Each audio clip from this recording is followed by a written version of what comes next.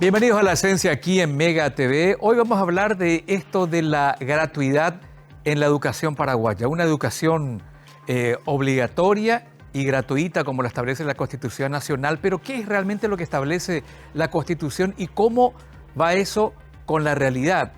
La gratuidad en la educación paraguaya, ¿es una realidad? ¿Es ficción? ¿Es un postulado que está ahí en una norma pero que no se cumple? ¿Qué tendríamos que hacer para que se cumpla? Porque al final creo que el común denominador de la gente te dice que se termina pagando. Algo siempre sale del bolsillo de ese padre o esa madre de familia que envía a sus chicos a lo mejor a un colegio público, a una escuela pública con limitaciones dentro de su presupuesto, pero al final no todo es gratis. ¿Qué es lo que está pasando? ¿Qué es lo que está sucediendo? Y también ver un poquitito, según estudios, qué porcentaje del presupuesto familiar está llevando la educación de ese hijo o de esos hijos que tienen las familias paraguayas. Luis Ortiz, sociólogo, ¿cómo estás? Bienvenido al programa. Gracias por la invitación y un saludo a la amable audiencia. Bueno, a ver, presidente de la Asociación Paraguaya de Sociólogos, es así. Me gustaría comenzar un poquito por ahí. Esta asociación, ¿hace cuánto que está? ¿A quiénes nuclea? Sí, bueno, es la primera asociación profesional de la disciplina de la sociología en el Paraguay. Fue fundada en el año 2019. Fui su primer presidente durante un periodo que es de 2 años. Actualmente ya no lo soy, pero soy socio, ¿verdad? Integro de esa asociación profesional. Ahora lo dirige una colega, una mujer, es la actual presidente, la profesora Diana García. Y bueno, es una asociación que cada vez más está contando con nuevos afiliados, nuevos socios que hacen parte no solamente del ejercicio profesional de la sociología en nuestro país, sino incluso del exterior. Hemos ya organizado un congreso, el primer Congreso Paraguayo de Sociología, que tuvo lugar en el año 2021. Así que, bueno, es una asociación joven pero muy dinámica que está nucleando a todos y todas las sociólogas del Paraguay. Interesante, y por lo que veo entre sus objetivos también está realizar este tipo de investigaciones como la que estuvieron presentando hace algunos días y que tiene que ver con la bendita gratuidad de nuestra educación. Bueno, la verdad que esa investigación no la hicimos en el marco, o sea, no la hice yo en el marco de la Asociación Paraguaya de Sociología. Ajá. Esa es una investigación que fue financiada por Juntos por la Educación, con fondos de la Unión Europea, en el marco de lo que se llama el programa de veeduría ciudadana sobre la educación, ¿verdad? Que es un programa que lleva adelante la Asociación Juntos por la Educación y que tenía como propósito el estudio justamente mostrar qué características tiene el actual estado del financiamiento público de la educación desde el lado de los hogares, porque ya esa asociación también, Juntos por la Educación, hizo una investigación muy importante, muy relevante, que fue publicada en el año 2019 sobre el financiamiento público de la educación.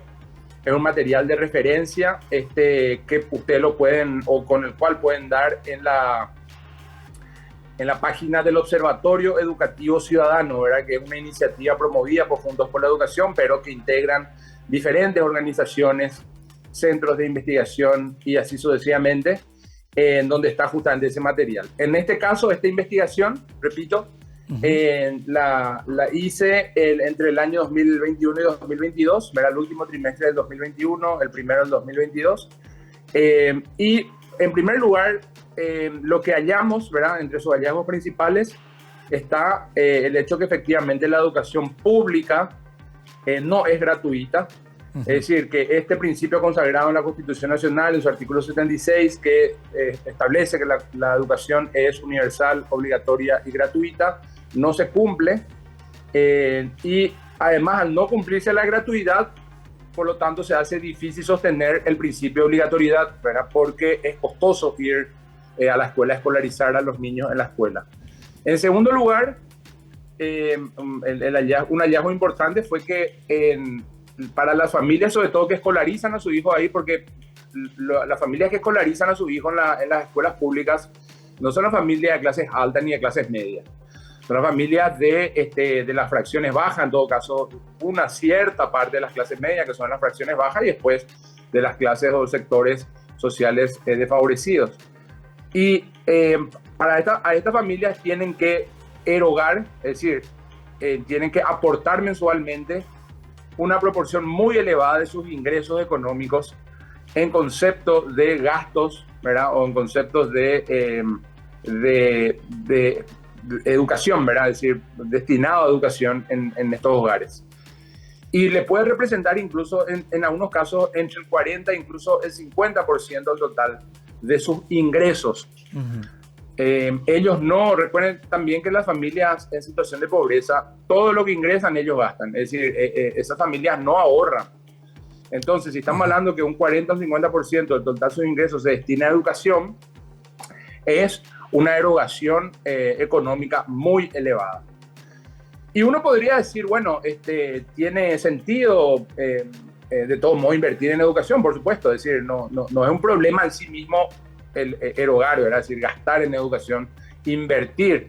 El problema está cuando hay gastos que no corresponden que sean efectuados por las familias, y más aún, o más bien, menos aún, cuando estas familias están en situación socioeconómicamente vulnerable, ¿verdad? O incluso en situación de pobreza. Sí. ¿Cómo cuáles? Bueno, por ejemplo, los uniformes escolares no tienen sentido cuando le está representando enormes sumas de erogación, ¿verdad? Que es, los tipos de uniformes son varios, ¿verdad? Es decir, hay el uniforme diario, está el uniforme deportivo que es para educación física, está el uniforme de gala, todos los accesorios e insumos como mocasín en los varones, guillermina en las mujeres, las medias, las corbatas, los moños, las vinchas, en fin, ¿verdad? Entonces, son muchos componentes los atuendos, ¿verdad? Que hacen parte de los uniformes, y uno se pregunta, ¿es imprescindible que usen uniforme para el proceso educativo? Bueno, esta es una de las cosas que el estudio muestra,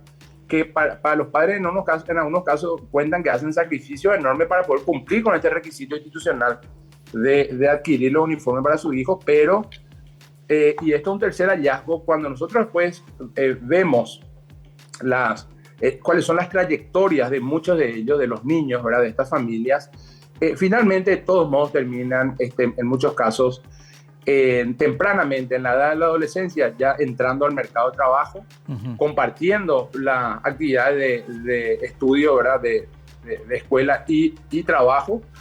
Y cuando la situación de la familia no se reponen, ¿verdad? Cuando la crisis es continua, entonces los niños ya empiezan a salir tempranamente de la escuela y se dedican directamente y completamente a trabajar, lo cual es preocupante porque efectivamente uno de los problemas de la educación paraguaya, antes incluso que el problema de rendimiento académico, que Paraguay es uno de los países cuyo sistema educativo tiene uno de los desempeños más bajos en América Latina y en el mundo, por supuesto, antes que ese problema incluso, que un problema de rendimiento académico, un problema incluso de la eficacia del sistema, que quiere decir retener a su población en el sistema hasta que culmine todos los diferentes niveles, ¿verdad? ¿Y por qué? Bueno, las causas económicas juegan un papel fundamental. Entonces, en definitiva, lo que vemos es que el Estado tiene en materia de apoyar, de promover y de garantizar el ejercicio del derecho a la educación, hay todavía mucho pendiente. Hemos avanzado en muchas cosas en estos años. El Estado indudablemente ha implementado estos programas que se denominan de apoyo a la gratuidad, que son fundamentalmente el programa de alimentación escolar y por otra parte el programa de kits escolares. Mira, esto es importante mencionar, esos son programas que han surtido efecto, ¿verdad? Y que surten efecto. Nosotros hemos hecho estudios incluso de evaluación de la efectividad de esos programas, ¿verdad? Y los impactos. Hay varios estudios que se han hecho en ese sentido y verdaderamente están cumpliendo su efecto. Digo esto porque hemos escuchado, digamos, la comunidad académica, los cientistas sociales que trabajamos en investigación en este país, una propuesta que se ha hecho recientemente acerca de lo que se denomina el programa Niñez sin Hambre, que no hemos visto cuáles son las evidencias en las cuales se basan para hacer una propuesta como esa, ¿verdad? Claro, una propuesta de campaña electoral, claro.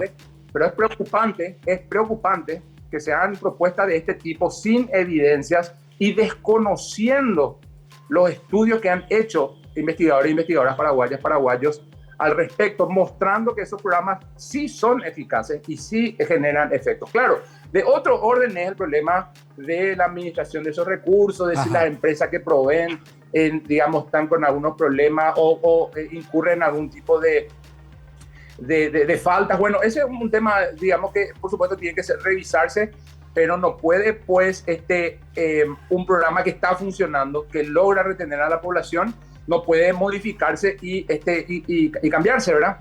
O sea, y justamente, ¿por qué me refiero a esto? Porque en eso hubo avances justamente, solo que no es suficiente.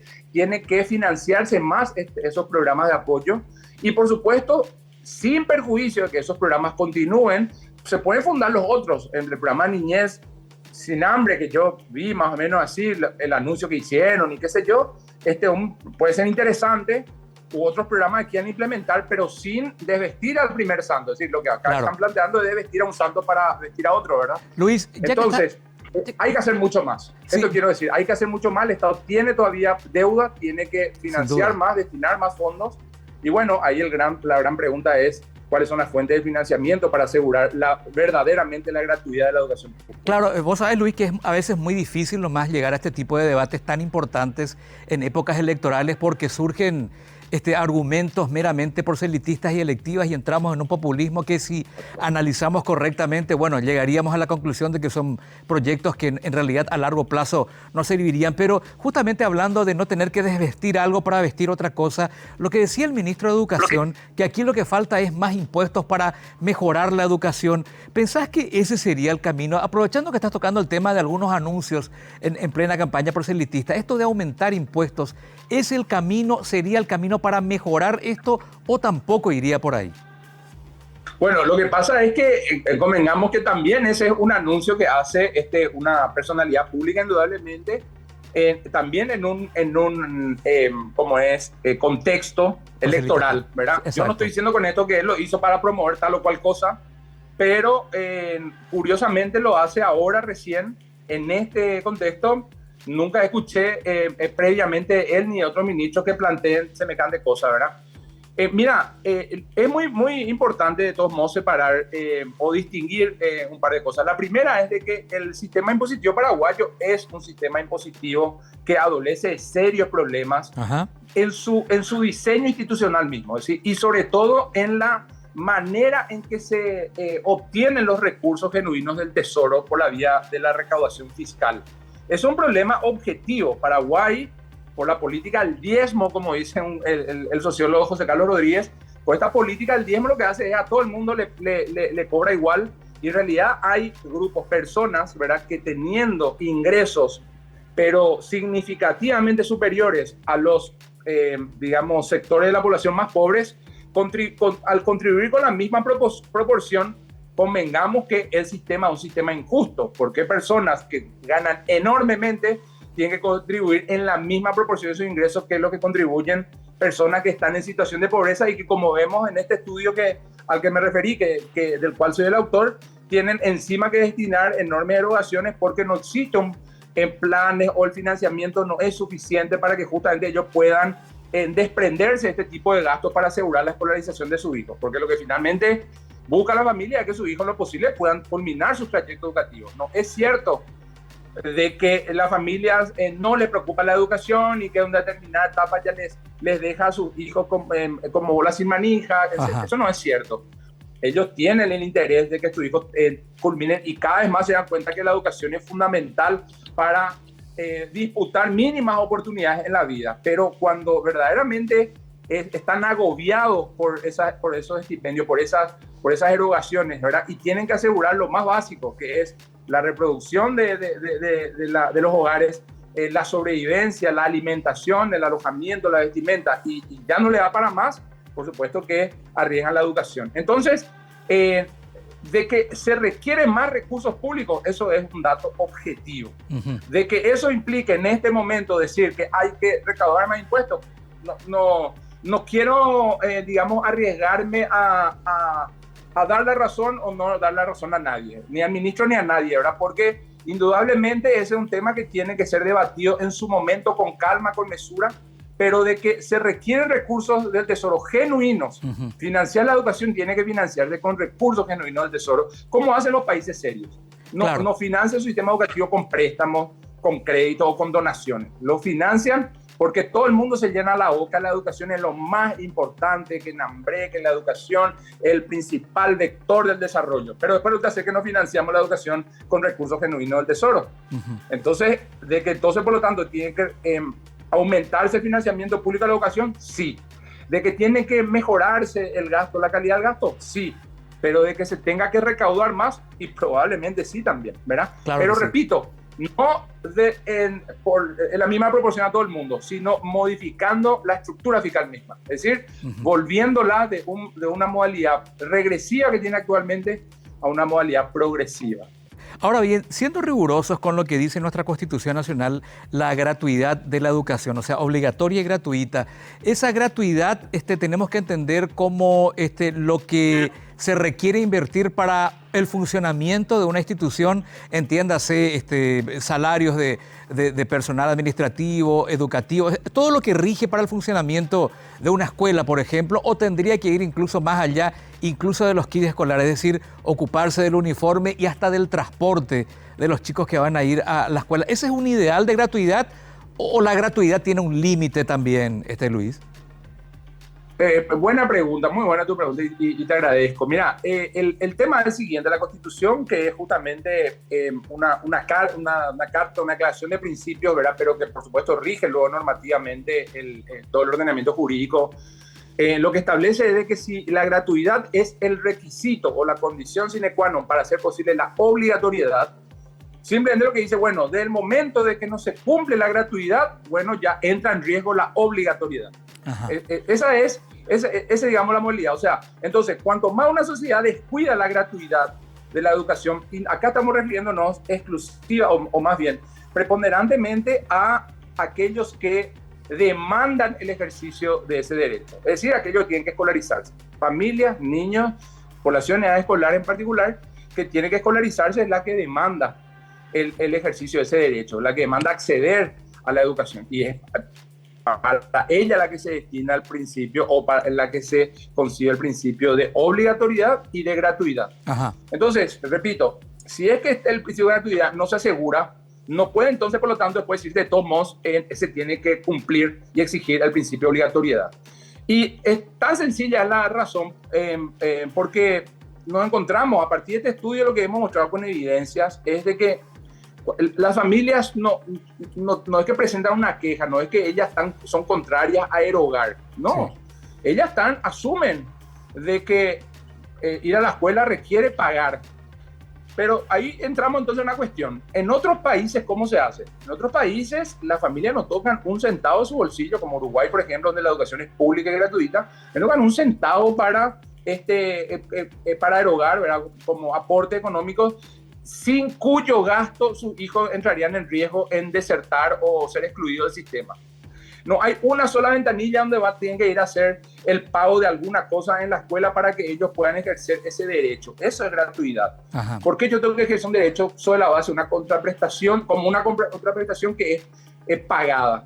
Ese es el sinsentido. Entonces, si tu pregunta, bueno, el transporte escolar, supongamos, ¿verdad? Etcétera. Si es que en algunos lugares se requiere por las distancias que existen, porque la escolarización no está dada en la proximidad de la residencia, de la familia, de los hogares, y el Estado tiene una preocupación por asegurar la obligatoriedad, por lo tanto, de otorgar la gratuidad, también tiene que atender, por supuesto, el transporte. ¿Por qué no? Claro que tiene que atender. ¿Qué es lo que se hace? Repito, también en muchos países. El uniforme, si el Estado considera que el uniforme, la política educativa más específicamente, considera que el uniforme es un insumo o un implemento importante para el proceso educativo, tendrían que explicar primero por qué o para qué, ¿verdad? Yo, la verdad que siempre digo, el uniforme deportivo para actividad de educación física, de última se justifica, pero en fin, si sostiene que tiene que el uniforme, digamos, constituir un requisito para el proceso educativo, entonces que dote también de uniforme el Estado a las familias y que no constituya eso una erogación para ellas, que si no cumplen, en muchos casos, repito, ya le significa a ellas el riesgo de que sus hijos no vayan a la escuela. ¿Y cómo la va a obligar a una familia pobre que tiene niños que quieren ir a la escuela, pero que porque no puede pagar, dice, no, sabes que ya tenés que sacarlo únicamente? Correcto. No se sostiene, ¿verdad? Ajá. Bueno, muy bien. Me quedan muchas preguntas, pero el tiempo se nos fue. Me encantaría llamarte de vuelta la semana que viene y seguir hablando de temas más específicos, porque evidentemente que 20 minutos para esto es muy poco. La educación es tan compleja, tan importante, que requeriríamos de más tiempo para charlar y me gustaría hacerlo, si no te molesta, Luis, la próxima semana y seguimos hablando de esto. Sí, por supuesto, con mucho gusto. Yo te agradezco una vez más el espacio, ¿verdad? Un saludo también a la audiencia de Mega TV y indudablemente hay un enorme desafío que se viene adelante en estos años con la necesidad de una reforma del sistema educativo. Sí. Y simplemente digo esto para finalizar, de que este estudio, como te darás cuenta de lo que está hablando, es de las condiciones social y económica del ejercicio del derecho a la educación. Este estudio no está hablando de las características del rendimiento académico, cuáles son los factores que lo impulsan o lo limitan, lo condicionan, lo restringen. De nada de esto habla este estudio, ¿verdad? Que es otra discusión además. Entonces, efectivamente, hay que dotar a nuestro sistema educativo de las condiciones para que las personas ejerzan ese derecho consagrado en la Constitución Nacional. Exactamente, muy interesante para seguir analizándolo. Gracias, Luis, por tu tiempo. La semana que viene seguimos hablando si no te molesta. No, por favor, un gusto. Muchísimas gracias a ustedes una vez más. Muy amable Luis Ortiz, entonces, sociólogo, que ha encabezado este análisis, esta investigación acerca de la gratuidad de la educación paraguaya. ¿Realmente es gratis o no tanto? Ya volvemos.